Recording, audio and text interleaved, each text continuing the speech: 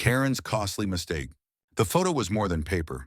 It was my father's heart, captured in a moment of love and sacrifice, now torn to pieces by a woman who thought she owned the world. Karen Whitmore, the neighborhood's self-appointed queen, had crossed a line no one could forgive. Her smug grin as she ripped apart my dad's war-era wedding photo would haunt me forever. My name is Emily Carter, and I grew up in Willow Creek, a sleepy town where everyone knows your business and your ancestors too. My dad, Tom Carter, was a Vietnam War veteran, a quiet man who carried his pain in silence, but his love out loud. His most cherished possession was a faded black and white photo from 1969, showing him in his crisp military uniform, arm in arm with my mom, Ellen, radiant in her simple white dress. They married just before he shipped out, and that photo was his talisman through the war, a reminder of home, of hope, of her. After Mom passed away 10 years ago, that photo became his everything. He'd sit in his armchair, tracing the edges of the frame, whispering stories of their courtship to me like they happened yesterday. Our little community center was the heart of Willow Creek, a place for potlucks, book clubs, and veteran meetups.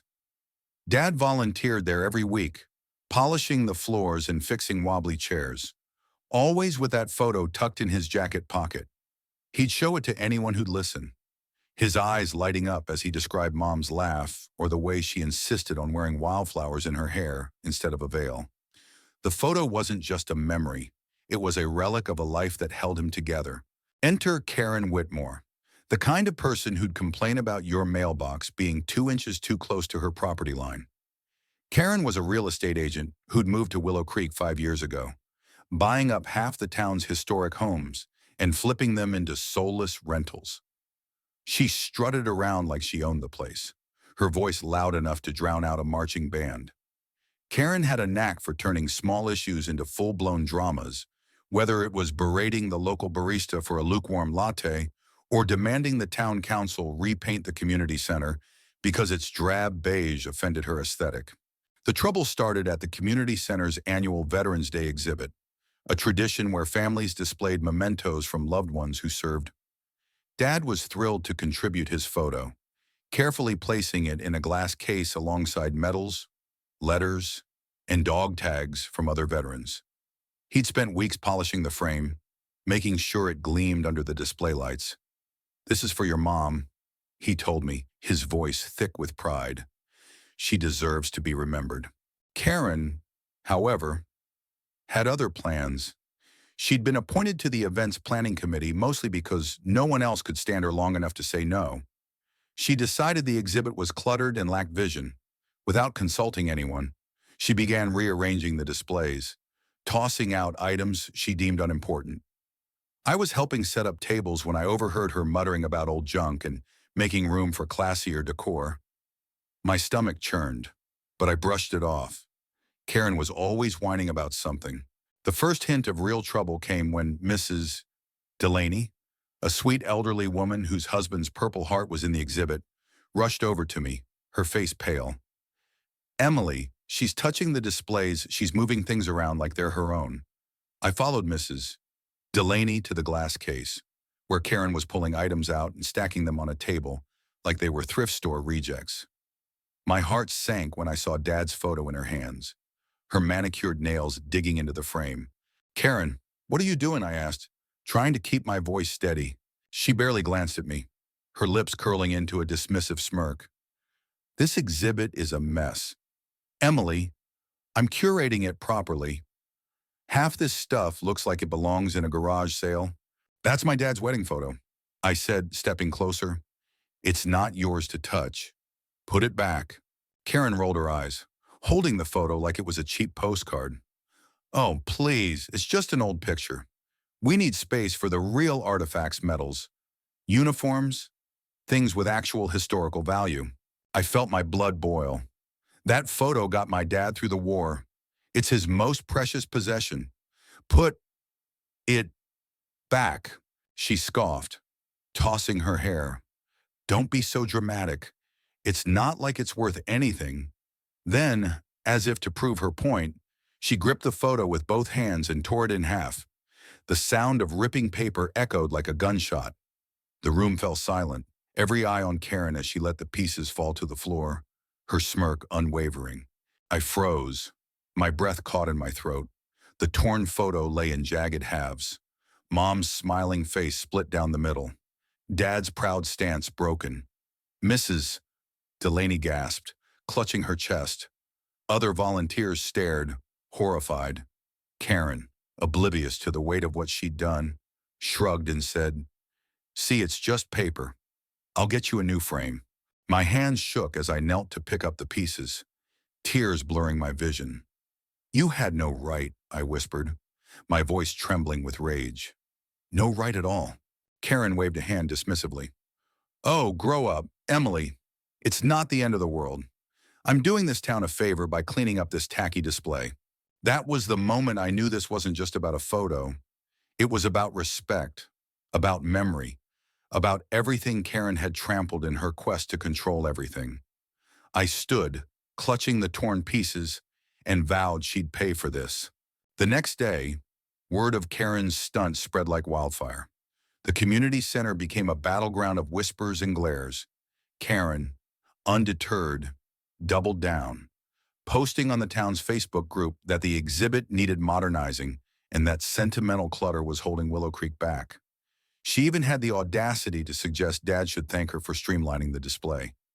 Her post racked up hundreds of angry comments, but Karen dismissed them as hysteria from small-minded people. I wasn't about to let this go. I called a meeting with the community center's board, bringing the torn photo as evidence. Dad, heartbroken, refused to come. He couldn't bear to see the pieces again. The board, mostly lifelong residents who knew Dad's story, were livid. Mrs.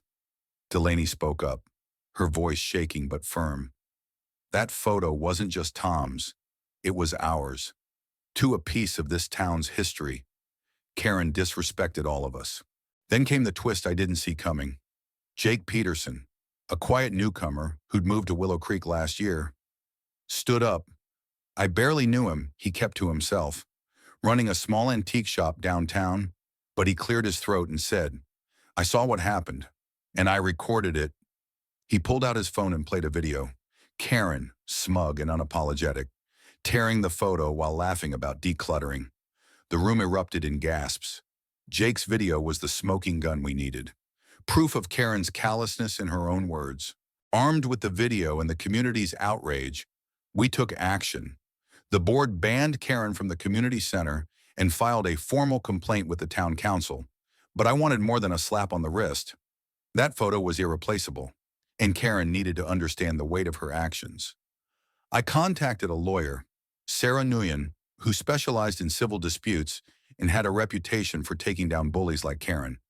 Sarah reviewed the case and suggested we sue for emotional distress and destruction of property, arguing that the photo's sentimental value far outweighed its material worth. The courtroom was packed on the day of the hearing.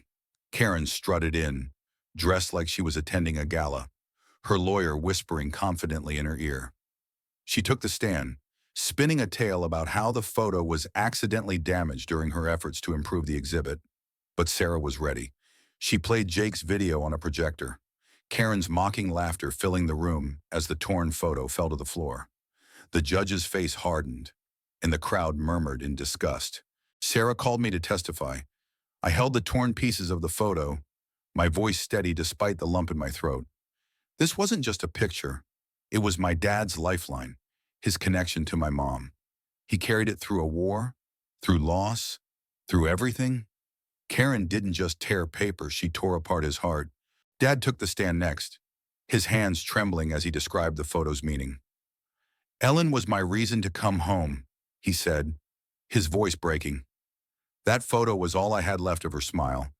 The courtroom was silent, save for a few stifled sobs from the audience.